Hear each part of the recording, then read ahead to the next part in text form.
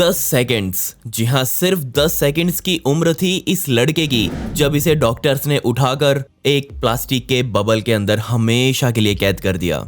इतनी सी उम्र में इस बच्चे का बाहरी दुनिया से सारा संपर्क टूट चुका था, पर क्या करें, ऐसा करना जरूरी था।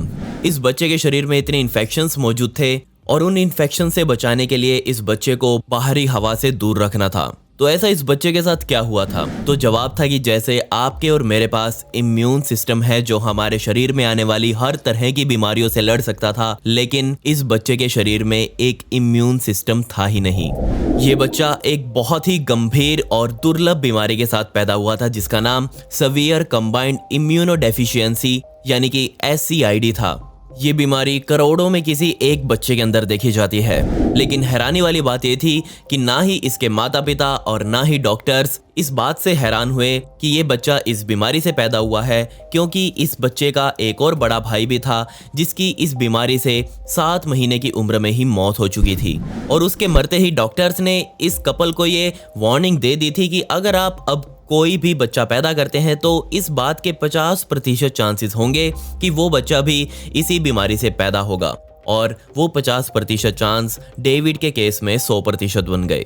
और जैसे ही ये बच्चा पैदा हुआ, डॉक्टर्स ने इसके हालात देखे और तुरंत इसे एक प्लास्टिक के बबल के अंदर कैद करके रख दिया। और इसे तब तक कैद करके रखा जाना था जब तक इस बीमारी का कोई इलाज ना ढूंढ लिया जाए। डेविड पिछले 12 सालों से, जी हाँ सोचकर देखिए, 12 सालों से इस प्लास्टिक की दुनिया के अंदर कैद है और वो पिछले 12 सालों से इंतजार कर रहा है अपनी इस बीमारी के ठीक हो जाने का। लेकिन उसके माता पिता बता रहे हैं कि जैसे जैसे डेविड अब बड़ा होता जा रहा है उसके मन में अब चिंता होने लगी है। जी हाँ, वो सारा दिन यही सोचता रहता है कि क्या वो कभी इस प्लास्टिक के बबल से बाहर की दुनिया को देख पाएगा, क्या वो कभी इससे आजाद हो पाएगा।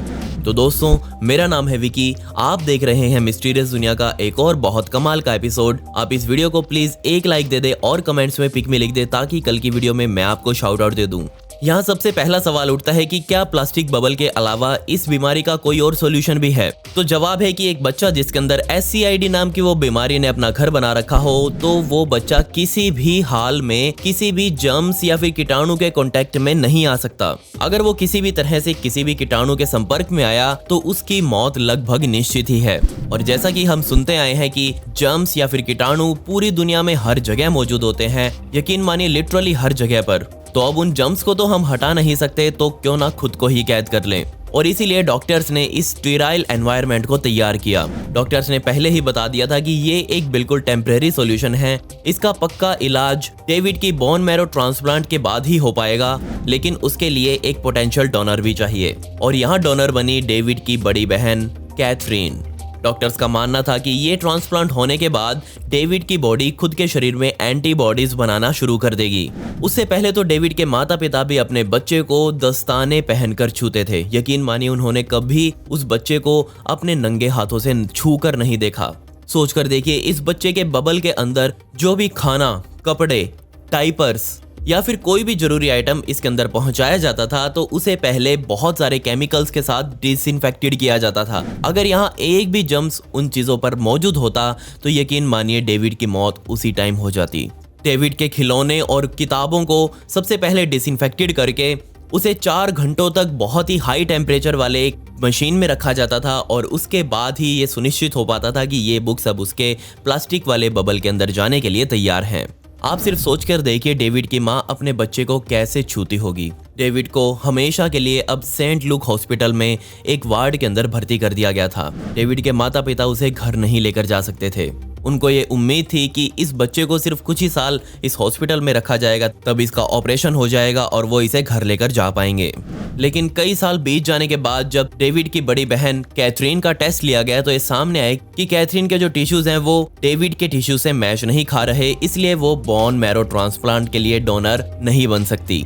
अब आप सोचकर देखिए, अगर कोई आपको हमेशा के लिए एक प्लास्टिक के गुब्बारे में कैद कर दे और आपको ये पता हो कि अब आपको हमेशा के लिए इस गुब्बारे के अंदर कैद ही रहना है, सोचकर देखिए आपके ऊपर क्या बीतेगी। शुरुआत में जब डेविड एक नवजात बच्चा था तब उसे कोई दिक्कत नहीं होती थी, लेकिन जैसे जैसे उसकी थोड़ी थोड़ी समझ बढ़ती जा रही थी उसे समझ आने लगा था कि उसके साथ आखिर चल क्या रहा है। 3 साल की उम्र में डेविड ने अपने ही इस प्लास्टिक के चैम्बर में एक प्ले स्कूल जैसा कुछ देखा, लेकिन डेविड को ये पसंद नहीं आया और उसने उस प्ले स्कूल में जाने से मना कर दिया।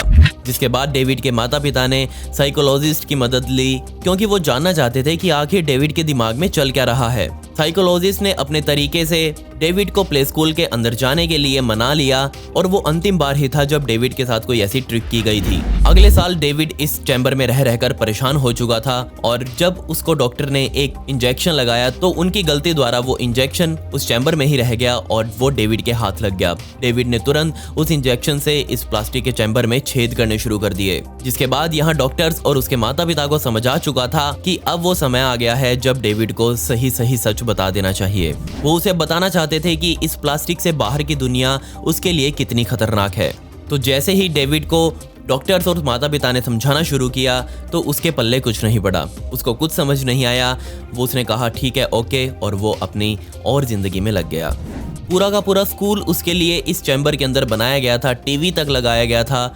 ये सारा काम हॉस्पिटल द्वारा किया जा रहा था। वो कुछ हफ्तों के लिए हॉस्पिटल से बाहर निकलकर अपने माता पिता के साथ घर भी जा सकता था और उस घर में भी उसके लिए अलग से इसी तरह का एक प्लास्टिक बबल बनाया गया था। यहाँ आकर वो बाहरी दुनिया के लोगों से मिलता और वो अपनी बड़ी बहन के साथ भी खेलता। लेकिन वो बार बार अपने माता पिता से यही बोल रहा था कि उसे इस बबल से बाहर निकलना है, उसे भी आप लोगों की तरह आम जिंदगी जीनी है। लेकिन इस पॉइंट पर आकर उसके माता पिता, डॉक्टर्स और डेविड खुद भी किसी चमत्कार का ही इंतजार कर रहे थे। और तब एंट्री हुई नासा की, और यहाँ नासा ने $50,000 की लागत से एक स्पेशल सूट डेविड के लिए तैयार किया। उन्होंने इस सूट सीधा उसी प्लास्टिक चैम्बर के साथ कनेक्ट किया, जिससे हवा का बहाव लगातार डेविड के आसपास बना रहता था। शुरुआत में डेविड को ये आइडिया बहुत गंदा लगा, लेकिन उसे दिख रहा था कि वो ये सूट पहनकर चल फिर तो सकता है, पूरी दुनिया घूम तो सकता है। जिसके बाद उसने सूट को पहनने के लिए हाँ कर दी। और जिस दिन उसने सूट पहना था वो उसका पहला दिन था जब उसने 6 कदम से ज़्यादा कदम आगे बढ़ाए हों। लेकिन इस सूट को पहनकर भी डेविड को ज़्यादा समय तक मज़ा नहीं आया। आंकड़ों के मुताबिक उसने इस सूट को सिर्फ 7 बार पहना और उसके बाद उसने इस नासा द्वारा दिए गए गिफ्ट को हमेशा के लिए साइड में रख दिया। वो वापस अपने प्लास्टिक वाले चेंबर में गया और वहां जाते ही उसका मूड और खराब रहने लगा। रात के समय उसे बहुत भयंकर सपने आते। डॉक्टर्स यहाँ मानने लगे थे कि ज़्यादा समय तक इस बबल में बिताने की वजह से डेविड का दिमाग डिप्रेशन में जाता जा रहा है और उसे ऐसे ऐसे अब सपने आते हैं। इसीलिए मजबूरन अब डॉक्टर्स को यहाँ बोन मैरो ट्रांसप्लांट करना था। जी हाँ, एक ऐसे डोनर से जिसके टिश्यूज डेविड के साथ मैच तक नहीं हो रहे थे। लेकिन अब सवाल ये था कि कैसे डॉक्टर्स एक ऐसे लड़के के ऊपर ऑपरेशन कर सकते थे जिसे कोई आज तक छू भी नहीं सकता था। तो यहाँ सबसे पहला स्टेप था डेविड के माता पिता को इसके लिए मनाना। उनको पता चला कि ह्यूमन ल्यूकोसाइट एंटीजन की वजह से एक परफेक्ट डोनर डेविड के लिए कभी नहीं मिल पाएगा। ये एक तरह का मार्कर होता है जो हमारे शरीर में मौजूद इम्यून सिस्टम्स को एंटीबॉडी बनाने में मदद करता है। इसलिए एक बोन मैरो ट्रांसप्लांट ऑपरेशन को सक्सेसफुल बनाने के लिए इस मार्कर का मैच होना बहुत ज्यादा जरूरी है। इसीलिए सबसे पहले नंबर पर कैथरीन को ही देखा गया। लेकिन यहाँ भी डॉक्टर्स ने उसके माता पिता को ये बता दिया था कि 50-50 चांसेस होंगे कि ये बोन मैरो ट्रांसप्लांट सक्सेसफुल हो पाएगा। अगर नहीं हुआ तो वो इसकी जिम्मेवारी नहीं ले सकते। पूरे 12 सालों का समय लिया गया इस रिसर्च को पूरा करने के लिए कि क्या एक परफेक्टली मैच नहीं होने वाला डोनर बोन मैरो ट्रांसप्लांट करवा सकता है या नहीं। और इन 12 सालों बाद डॉक्टर्स को कुछ पॉजिटिव रिजल्ट्स मिले। इसीलिए 23 अक्टूबर 1983 के दिन कैथरीन के कुछ बोन मैरोज को निकालकर डेविड के शरीर में डाल दिया गया। किस्मत से ये ऑपरेशन सक्सेसफुल रहा और ऐसा लग रहा था जैसे कैथरीन ने अपने भाई को बचा लिया हो। लेकिन बदकिस्मती से ये सभी लोग गलत थे और सवाल अभी भी वही था कि क्या डेविड इस बबल से बाहर निकल पाया। तो इस ऑपरेशन के सिर्फ 1 महीने बाद डेविड की तबीयत खराब हुई, वो भी अपनी जिंदगी में पहली बार। जी हाँ, जिंदगी में पहली बार उसे बुखार चढ़ा था। डॉक्टर्स ने उसे चेक किया तो ये पता चला कि वो तो डायरिया से पीड़ित हो चुका है, उसे उल्टियां हो रही हैं और उसके अंदरूनी अंगों में खून का रिसाव होने लगा है और उसे तुरंत उसके उस प्लास्टिक वाले चैम्बर से बाहर निकाला गया। जी हाँ, डेविड ने फाइनली उस चैम्बर से पहली बार बाहर कदम रखा, लेकिन उसकी हालात लगातार बिगड़ते जा रहे थे।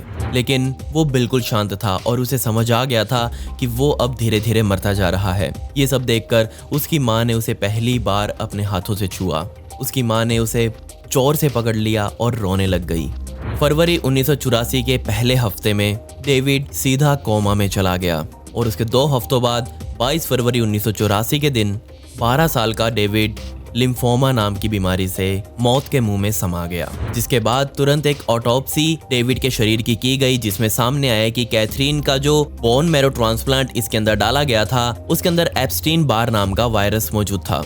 लेकिन अब सवाल यह था कि पहले डॉक्टर्स इस वायरस को क्यों नहीं पकड़ पाए, और जैसे ही ये वायरस डेविड के शरीर में गया उसने डेविड के शरीर को अंदर ही अंदर पूरी तरह से ट्यूमर बना डाला। जी हाँ, सोचकर देखिए, लोगों के शरीर में 1 ट्यूमर होता है, 2 ट्यूमर होते हैं, 3 ट्यूमर हो सकते हैं, लेकिन यहाँ डेविड के शरीर में सैकड़ों ट्यूमर बन चुके थे। उसके डॉक्टर्स ने डेविड का बहुत बहुत शुक्रिया किया। उन्होंने कहा कि बेशक हम उस बच्चे को बचा नहीं पाए, लेकिन उसने आने वाली दुनिया के लिए ऐसी मिसाल कायम कर दी, ऐसी नॉलेज वो हमें दे गया जो हमें कोई और नहीं दे सकता था। आज के समय में पैदा होते ही बच्चों के शरीर की स्किड टेस्टिंग कर ली जाती है और इसका ट्रीटमेंट अब आ चुका है। बदकिस्मती से डेविड तो उस बबल से बाहर नहीं निकल पाया था, लेकिन उसकी कहानी पूरी दुनिया में फैल गई और वो बच्चा हमेशा के लिए मेडिकल इतिहास की एक मिसाल बनकर रहेगा। उसकी मौत के कुछ ही दिनों बाद टेक्सास में डेविड नाम से कई मेडिकल सेंटर्स खोले गए और ये सभी सेंटर्स सिर्फ और सिर्फ इम्यून डेफिशिएंसीज की बीमारियों पर ही काम करते हैं। उसके डॉक्टर्स ने बताया कि मरने से पहले कैसे डेविड आराम से कोमा में सो रहा था, उसकी मासूम शक्ल आज भी उनके सपनों में घूमती है। उसकी कहानी सुनकर मुझे बस एक ही लाइन याद आती है, उसने कभी दुनिया को नहीं छुआ, लेकिन उसकी कहानी पूरी दुनिया को छू गई। खैर, पिछली वीडियो का शाउट आउट सचिन को and comment pick me to get a shout out in next video. आपको ये वीडियो कैसी लगी कमेंट्स में वो भी बता दें। मिलते हैं अगली वीडियो में। ये वीडियो देखने के लिए धन्यवाद।